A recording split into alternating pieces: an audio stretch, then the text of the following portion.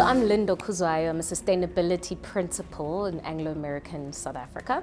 I'm an attorney by profession, but segued into the sustainability world, really interested in seeing the intersection between law, society's requirements, and sustainability as well. The B20 task force that I'm a part of is the Compliance and Integrity Task Force.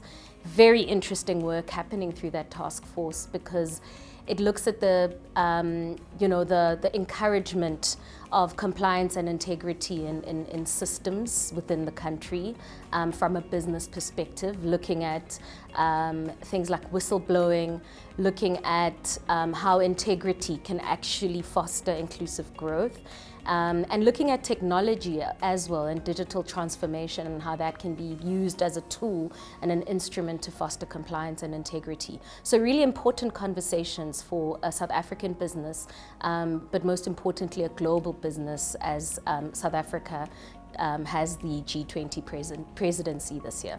Anglo American is deeply rooted in the country. It goes without saying. It's one of those companies that are easily identifiable in different contexts and among different demographics in the country, and that's really because of its history. Knitted in the fabric of the country, mining as a whole, but specifically the Anglo American brand.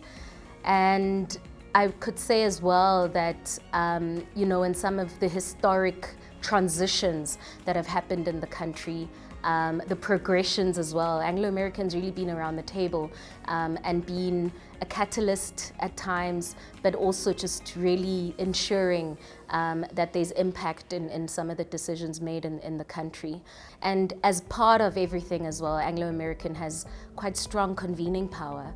And at times we realize that, we really can bring a lot to processes from a policy advocacy perspective, convening the right parties around decisions and really making business part of the country as opposed to just really being bystanders. Business needs to be part of critical conversations that shape the country, that shape the economic and socioeconomic landscape.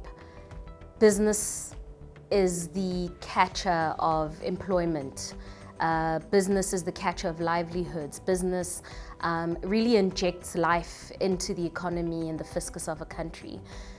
Being part of conversations that shape the progression of countries and it from a geopolitical perspective and just shape them in a positive way is really important. What's really important as well is ensuring that solutions that are crafted by decision makers are actually context specific.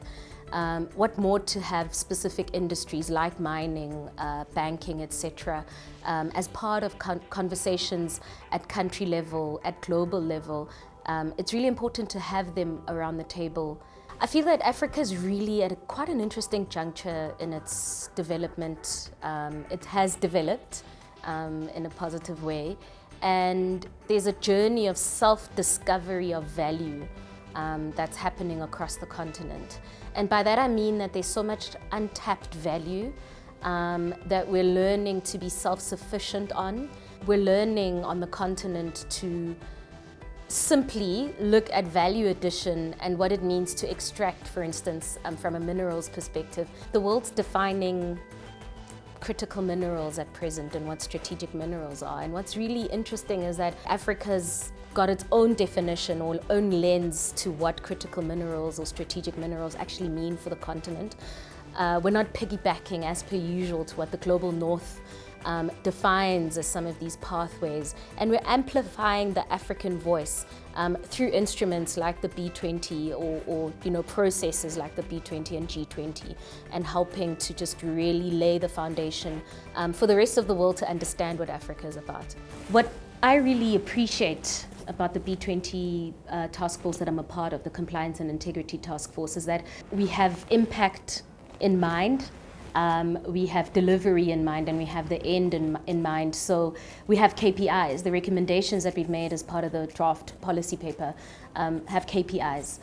what it looks like, and what do we see as milestones from a monitoring and evaluation perspective as well. Lastly, I really see and hope and want to see compliance being approached from a value perspective, and that we really don't see compliance as a tick box exercise, but that everyone with a deep-seated passion really wants to see and be in an environment where compliance comes first. We're part of conversations that really lay the foundation for the upholding of systems, the upholding of compliance, of sound systems, of the rule of law in a country, that makes the operating environment really healthy, and that makes impact as well really important. The way the B20 as a global platform is structured, having these task forces that we've all been a part of, where we're able to be intimately involved in solution crafting, has really been quite fulfilling.